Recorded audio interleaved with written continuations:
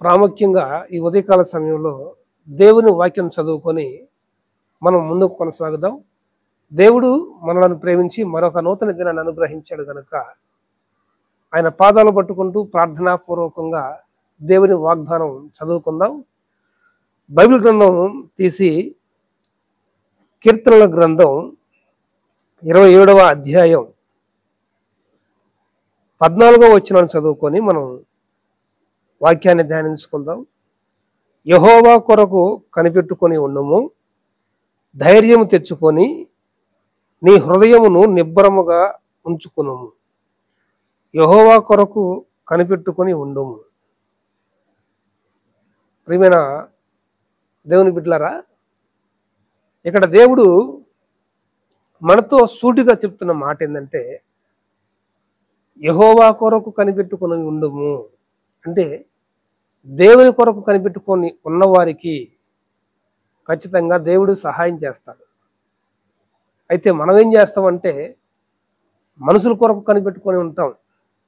ఎవరైనా సహాయం చేస్తారేమో, మన బంధువులు సహాయం చేస్తారేమో, గవర్నమెంట్ వాళ్ళు సహాయం చేస్తారేమో, కలెక్టర్లు సహాయం చేస్తారేమో, అప్పిచ్చే వాళ్ళు సహాయం చేస్తారేమో అని మనుషుల కొరకు కనిపెట్టుకుంటాం. కానీ మనుషుల దగ్గర నుండి నీకు ఎట్లాంటి సహాయం అందదు.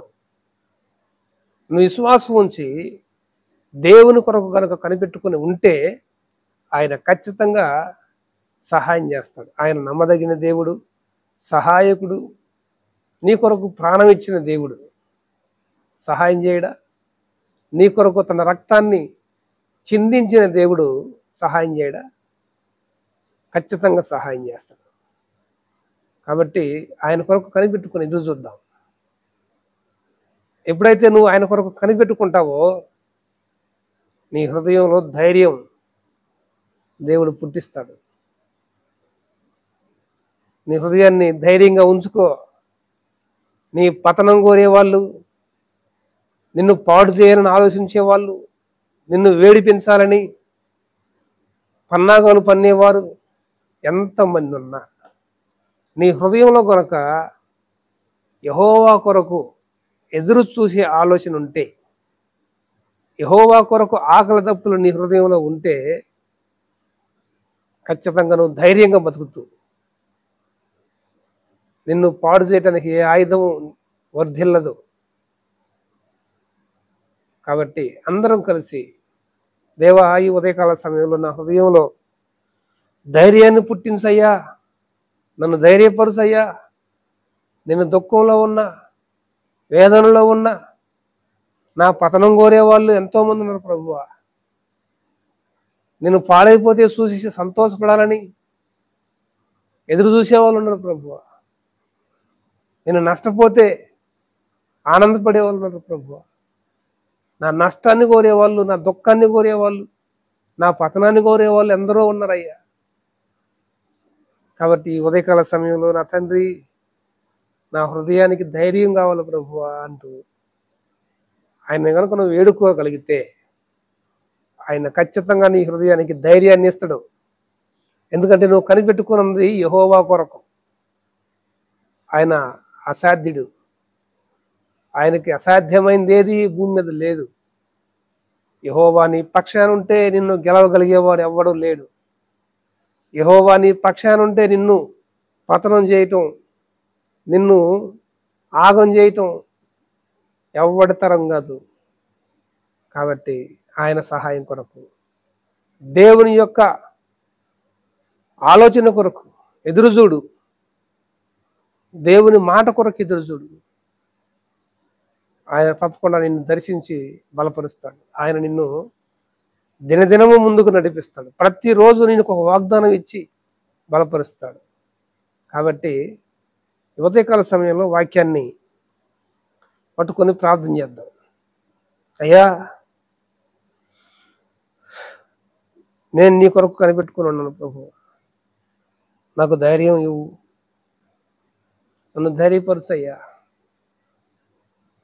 అంటూ నువ్వు ప్రార్థించగలిగితే నీ వేదన, శోధన, బాధలన్నీ విచారవంతటిని కొట్టివేసి నిన్ను ధైర్యపరిచి అనేకులకు ఆశీర్వాదకరంగా మారుస్తాడు.